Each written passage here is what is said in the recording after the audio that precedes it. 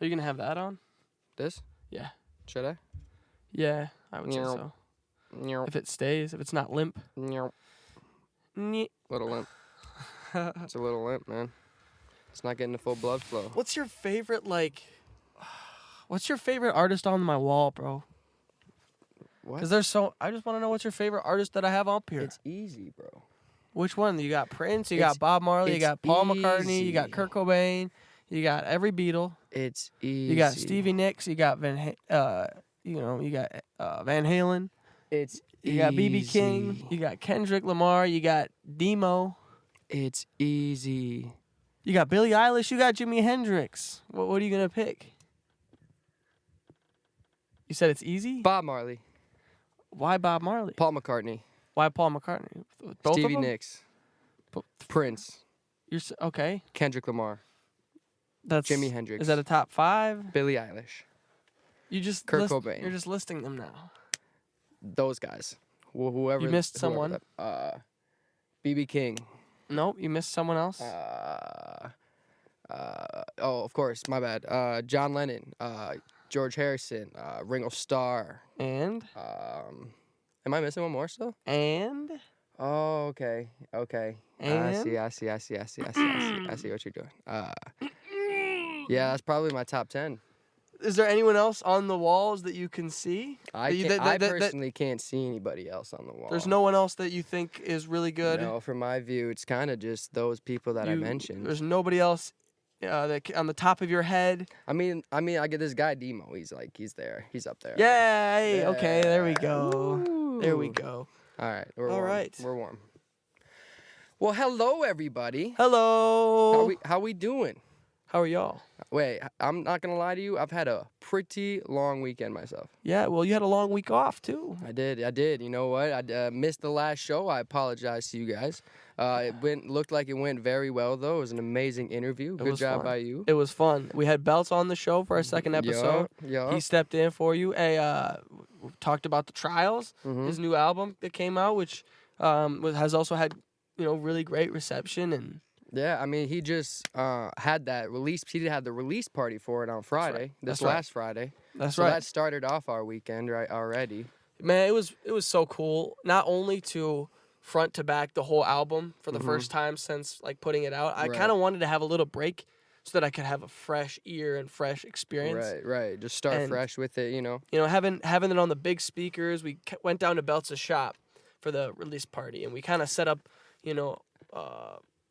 a whole bay, basically. Dude, the funniest thing to me, no offense, Bells, because it's got to be hard as hell to clean a shop, right? You got oil in there and everything, and I don't know what I was expecting when I heard that he was cleaning the shop up, but it wasn't clean. It wasn't as clean as you were thinking. Though. Yeah, it's still a shop. It wasn't as clean as I was expecting. I was expecting to have new tile. You're expecting new carpet. Walls. I was thinking some nice chandeliers hanging from the ceiling. You're just expecting a black tie event. Exactly. Right? That's what I was thinking. He hired some catering or something. Man, you can do all that and more with just a couple tarps, and that's what he did. And that is what he did. But he had the whole wall with some Belts bears and some boys. It looked amazing. We had the beer pong table out. We were having a good time. But front to backing the whole thing, especially with other people for the first time. I've heard this album for over a year. But having people who have never heard any of it experience it, getting the feedback has been dope. It was fun. I mean, even Robbie T and Cora, they really haven't been around at all very much. No. But then they came to that and they fucked with all of it. They were like, this is an amazing album, an amazing story, and just an amazing project. Everybody had the same idea. And it all kind of culminated that night. And I know Belts really had a great time with everyone there, with everyone that came through. So shout out to Belts. Shout out to everyone who came through for that. That was really fun. Dude, one thing that was not fun, though, I'm wearing the shirt right now. We got to bring it up. I still love you, Vikings. No. I still love you. It was a good game. But it was, oh, man. Dude, the tough thing is I was at work, right?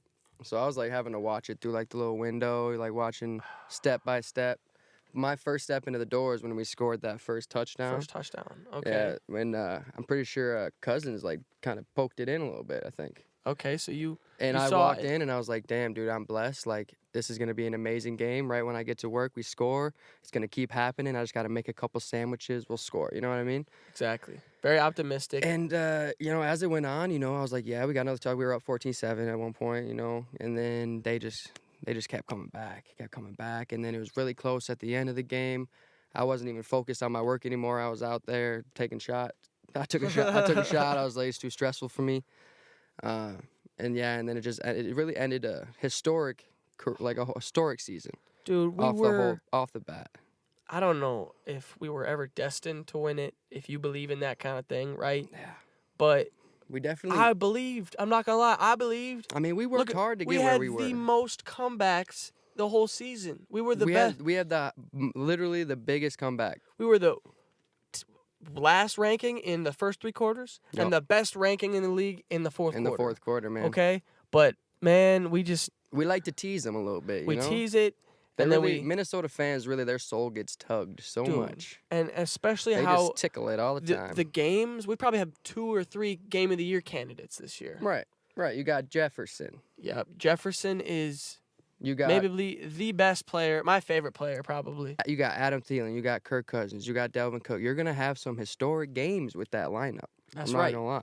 And but we couldn't pull it through. I'm disappointed, but I will always support the Vikings. Yeah, 100%. We're homegrown Minnesotans, And the Packers lost, so everything's fine. Yeah, honestly, that's a better feeling. Yeah. Yeah, it makes me be able to get up tomorrow. Not gonna lie. But dude, another thing this weekend is I feel like we went out again. We did for the first time downtown. We did after the release party. After the release party, was already pretty drunk at the release party. Playing beer pong. Yeah, which we won, by the way. We won a game. We won 2 games. That's right. Our first 2 games, we came out running, and then we got walloped that third time. Yeah, Ty and his friend came up, and I don't think we made a cup. I think maybe 1. We almost 2? Had to run around the shop naked. Pretty much. That was a bet that we had made. That's the rule, man. Oh, was it? That's the rule, man. If you don't make a cup, don't make any cups, and they beat you, you gotta strip down. You gotta run around the place. Damn, that's tough. Well, 100%. no, we definitely didn't have to do that. No, we made 1 cup. So that's good. I mean, I would have done it. It's cold.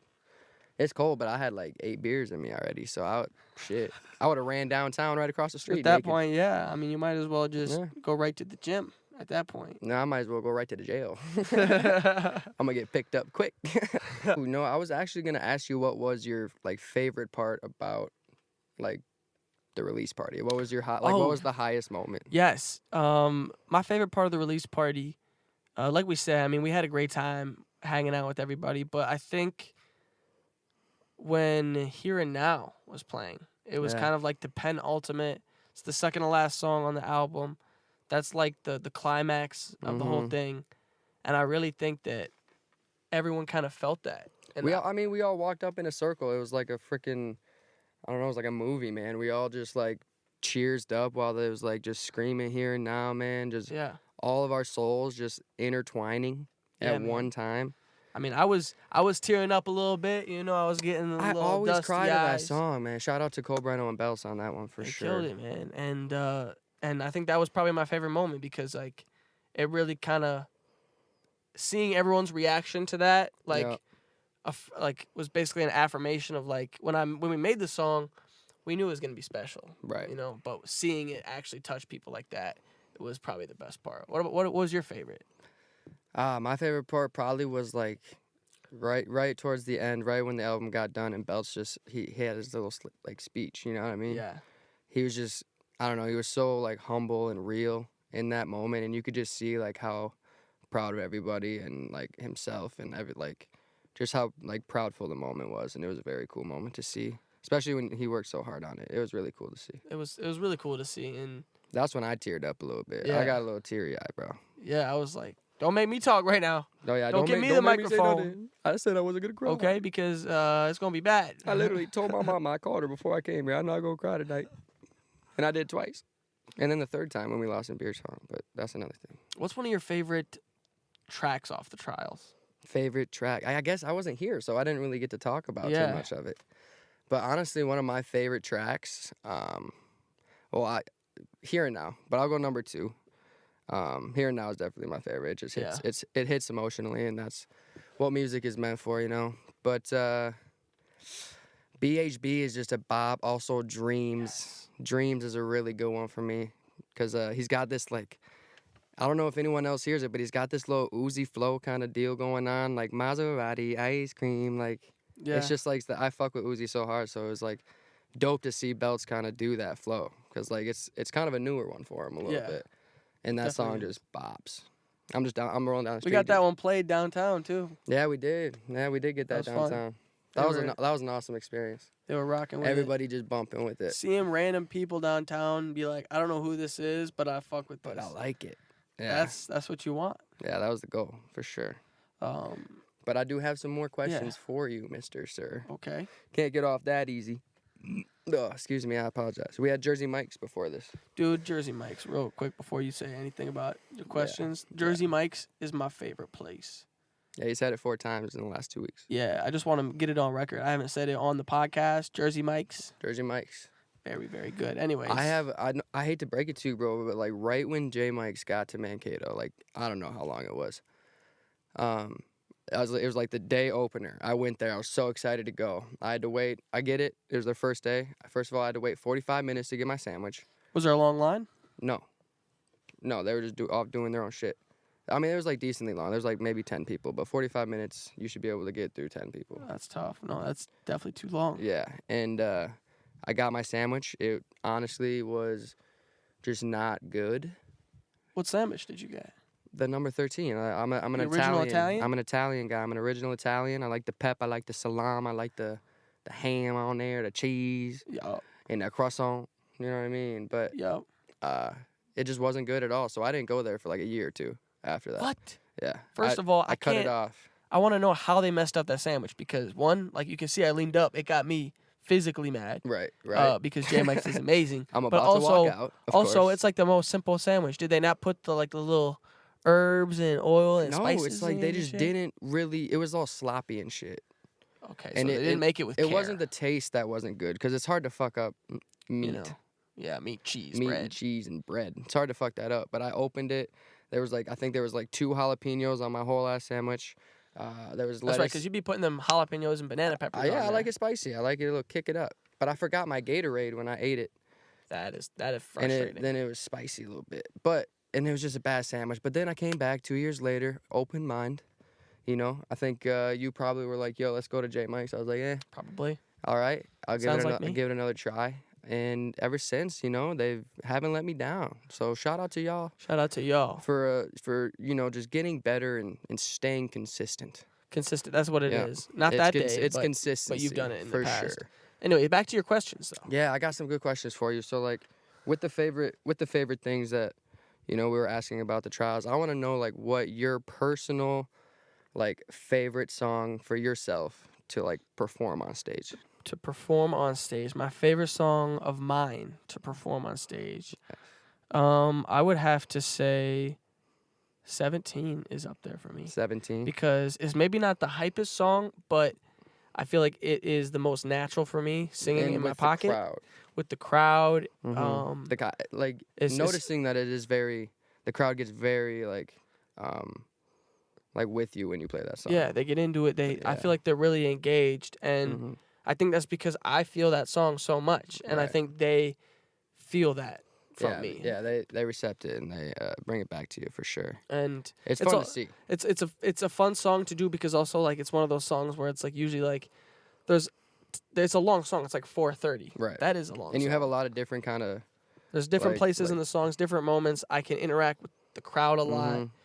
It's usually the song where I get everyone raising their lights camera, up. You got the lights going on. You know, the wave of lights. But the two that are in my top 3 as well, I would say. Okay, I didn't ask that, but we'll get to it. Yeah, 100%. But would have to be with with yourself, and that is Serving Size and The Heist. Serving Size, those are some 2 fun ass songs. Those 2, just performance wise, we have a good chemistry in that way, and that it's like a skit every time. Yeah, Serving Size, we have it down. We know we make it a little thing. We get a little oozy here sometimes. Exactly. You know? We interact with the crowd a lot. The crowd knows Serving Size almost better than we do at this point. Yeah, for real. Actually, most of the time, I'm not gonna lie, it's crazy.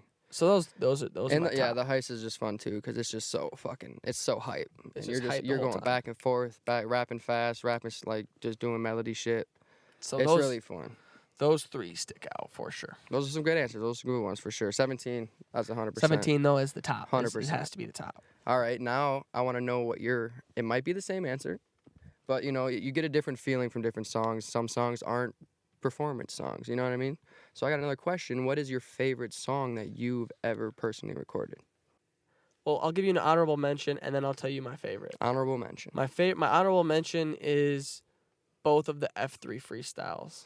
Yep. Just because they were just fun ass nights. Like the Yeah. second one was literally my birthday, Mhm. and we had 15 people in the studio at one time. That was so much The first fun. one was your birthday too, wasn't it? Yeah, exactly. It was. Yeah, that's like Yeah, and that's kind of a tradition at this point. right. Same thing though too. Like, and there's just a lot of people in here. You know, it's like everyone vibes with each other, and we're just Yeah. making music and.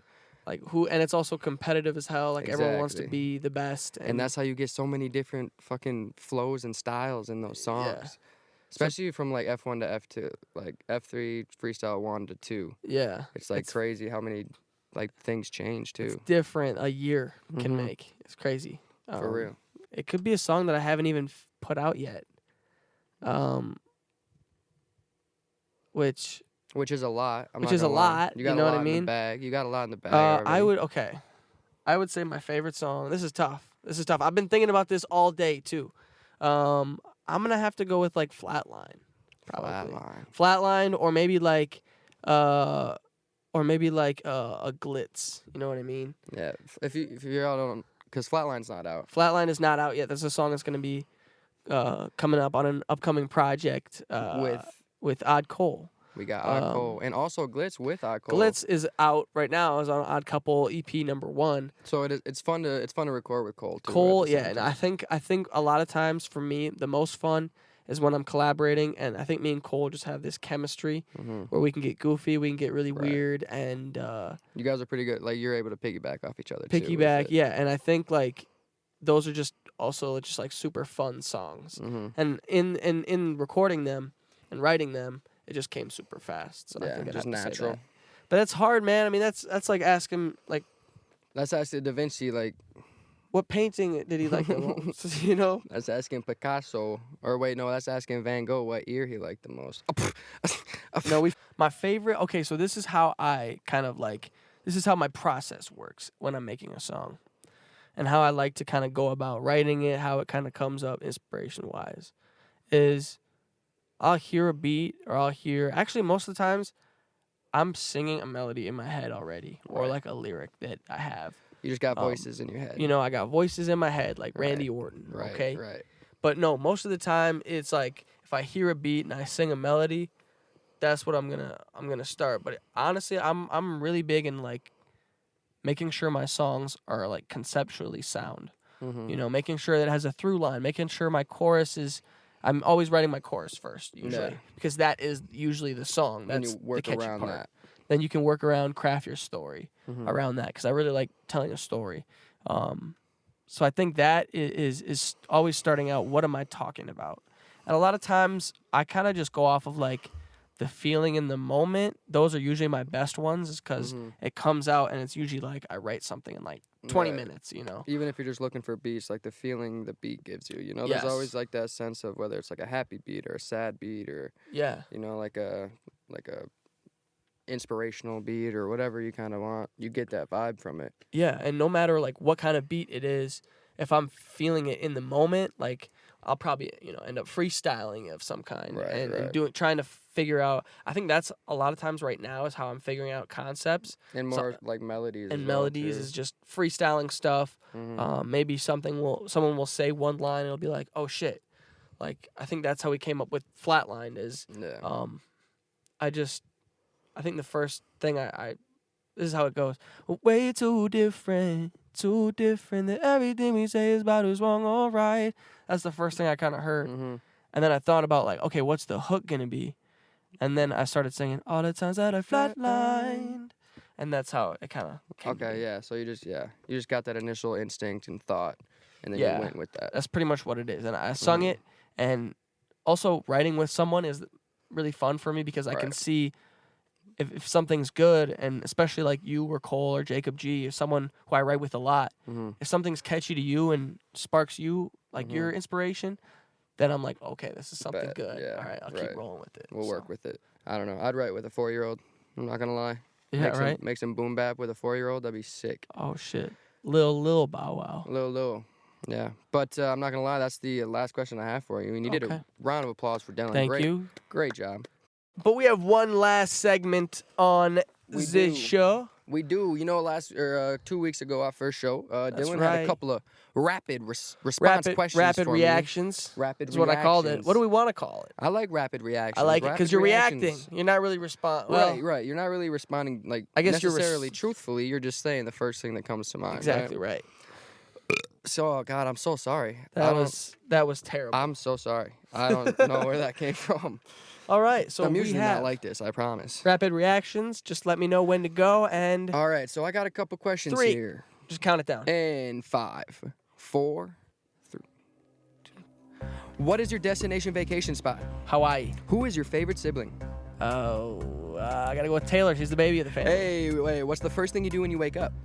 Look at myself. What's the first thing you do when you fall asleep? Go to sleep. How many licks does it take to get to the center of a Tootsie Pop? 14,622. Cucumber or pickle? Pickle. Lemon or lime? Lime.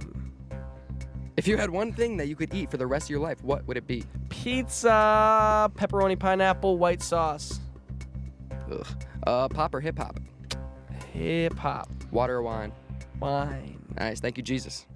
All right, that was the rapid reactions. Thank you. A round of applause. Yeah, that was very good. That was good. I thought I did okay. You did okay. I thought I did okay. The sibling one. The sibling one, yeah. That one was tough because you threw a wrench in there. Yeah, but I did. threw Taylor out there as the baby because shout out what to are they her. going to say? You know, you can't. Exactly, it's the baby. It's exactly the baby right. of the family, for sure. So, but that was rapid reactions. I am not going to lie. I did forget where you said your destination spot would be. I said Hawaii. Hawaii, okay. Yeah, it was the first thing that came to my mind. And honestly, it's true. And you would eat a pizza for your last, if you could eat you'd eat pizza for the rest of your life. Pizza's very versatile, but also pizza, if it's a good pizza. But it's like one specific, like pineapple, what you said? I said pepperoni pineapple with white sauce, specifically. God, That's my favorite kind of pizza. If I'm not going with that, maybe I'll go with maybe a sub sandwich or a Philly. You know what I mean? All right, yeah. But I said that, and that was my reaction. Hey, I'm not a pineapple guy on pizza. I think that shit is whack. I think a fruit or anything wet like that. Pineapple people. Disgusting. Where you at? Yeah, comment if you like pineapple or not. Anyways, thank you so much for watching another episode of the Sota Show. We got the Sota Show. You know, we hope to see you guys next week. Thank you to Jacob for coming out. Thank you for Belts last week for doing the interview. Hit us up at f3entertainment507@gmail.com It's all up here. or Sota Show on Gmail or our personals at d.mo to go dumb. Yep. On Instagram. Xquisite 507, of course. But That's yeah, right. You know what? Can't wait to see you guys next week. Thank you so much. Next week, and have a good one. That's a wrap. All right. Sota out. Listen, wise man. I hear you, and I've really come to understand the assignment and what I need to do. You tell whoever's on this magic machine. Yeah. We had horses back in the day. Yeah. That horse, they'd run back and forth. I used to write on a piece of paper, right? And I'd give it to Johnny. He's not the horse's name. He's the guy on the horse. Because horses aren't that.